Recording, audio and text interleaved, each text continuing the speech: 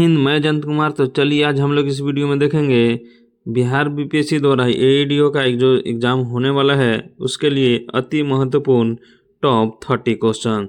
दोस्तों ये क्वेश्चन जो है कि आपको बीपीएससी द्वारा जो है कि हर एक एग्ज़ाम में जो पूछा गया है उसी का आपको निचोड़ देखने को मिलेगा। उम्मीद है कि यहाँ से दोस्तों आप लोग को जैसे कि 4 से 5 क्वेश्चन आपको अपने एग्ज़ाम शिफ्ट में देखने को मिलेगा। तो दोस्तों आपसे छोटा सा रिक्वेस्ट है कि आप लोग जैसे कि इस वीडियो को लास्ट तक ज़रूर देख के, और इस चैनल पर नए आए हैं तो चैनल को सब्सक्राइब कर ले और बेल आइकन प्रेस कर ले। तो चलिए दोस्तों देखते हैं पहला नंबर क्वेश्चन।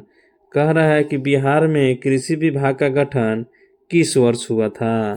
तो आपको दोस्तों बताना है कि किस वर्ष हुआ था। तो दोस्तों ये जो हुआ था 1912 में हुआ था। कब हुआ था? 1912 में। तो ऑप्शन बी राइट हो जाएगा। चलिए दोस्तों आगे देखते हैं। अगला क्वेश्चन कह रहा है कि बिहार की मिट्टियों में सर्वाधिक पाए जाने वाला मृदा प्रकार क्या है। तो क्या है दोस्तों? तो ये है जलोढ़ मिट्टी। याद रखेंगे, ऑप्शन सी राइट हो जाएगा। आगे दोस्तों देखते हैं तीसरा नंबर क्वेश्चन। दोस्तों हमसे पहले आप जो है कि क्वेश्चन का आंसर बताने का प्रयास करेंगे। तो तीसरा नंबर कह रहा है कि धान की रोपाई के लिए सर्वाधिक उपयुक्त विधि कौन सी है। तो कौन सी है दोस्तों? तो ये है रोपाई विधि। चलिए आगे बढ़ते हैं। अगला क्वेश्चन कह रहा है कि राइजोबियम जीवाणुओं का संबंध किससे है। तो किससे है दोस्तों? तो ये है नाइट्रोजन स्थिरीकरण से।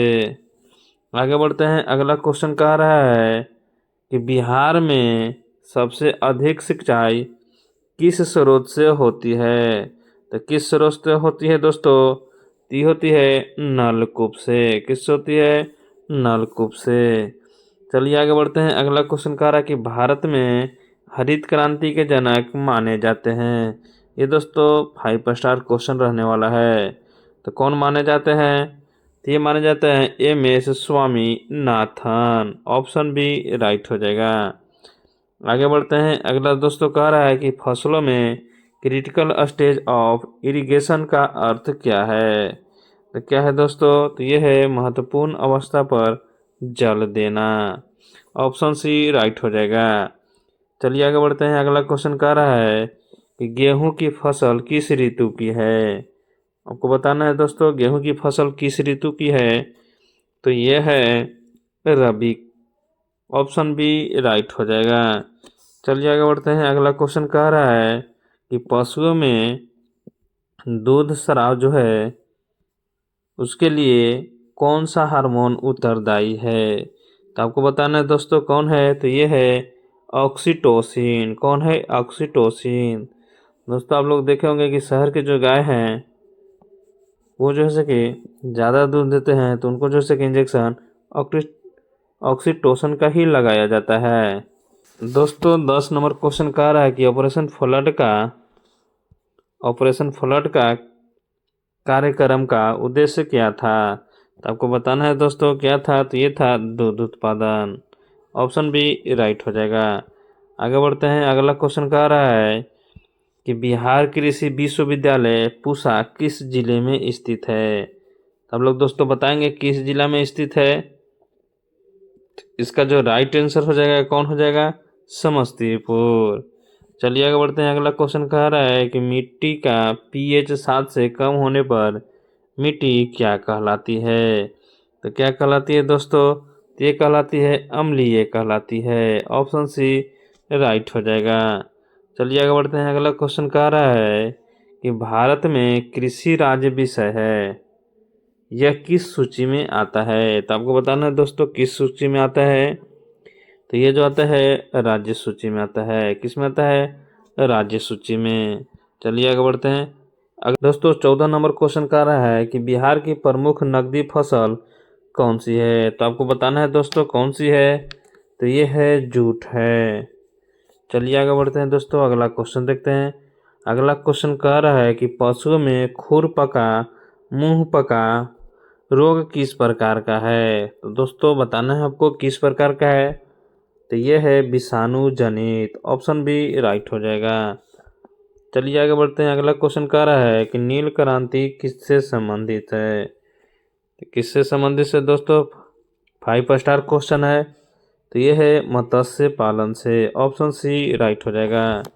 चलिए आगे बढ़ते हैं। अगला क्वेश्चन कह रहा है कि उर्वरकों में डीएपी का पूरा नाम क्या है। तो आपको बताना है दोस्तों डीएपी का पूरा नाम क्या है। तो ये है di ammonium phosphate, option A right हो जाएगा। आगे बढ़ते हैं। अगला क्वेश्चन दोस्तों कह रहा है कि बिहार का कृषि रोड मैप प्रारंभ कब हुआ था। तो कब हुआ था दोस्तों, तो ये हुआ था 2008 में। आगे बढ़ते हैं। अगला क्वेश्चन कह रहा है कि दलहनी फसलों का मुख्य लाभ क्या है। तो क्या है दोस्तों, तो ये है मृदा उर्वरता बढ़ाना। तो कम से कम हर साल में एक बार तो जैसे कि दलहन का फसल लगाना ही चाहिए। आगे बढ़ते हैं। अगला क्वेश्चन दोस्तों कह रहा है कि भारत में राष्ट्रीय कृषि बीमा योजना शुरू कब हुआ था। तो कब हुआ था दोस्तों, तो ये हुआ था 2001 में। चलिए आगे बढ़ते हैं। अगला क्वेश्चन कह रहा है कि पशुओं में कृत्रिम गर्भधारण का उद्देश्य क्या है। तो क्या है दोस्तों, तो ये है नस्ल सुधार, ऑप्शन बी राइट हो जाएगा। आगे बढ़ते हैं। अगला क्वेश्चन कह रहा है कि बिहार में सर्वाधिक बाढ़ प्रभावित क्षेत्र कौन सा है।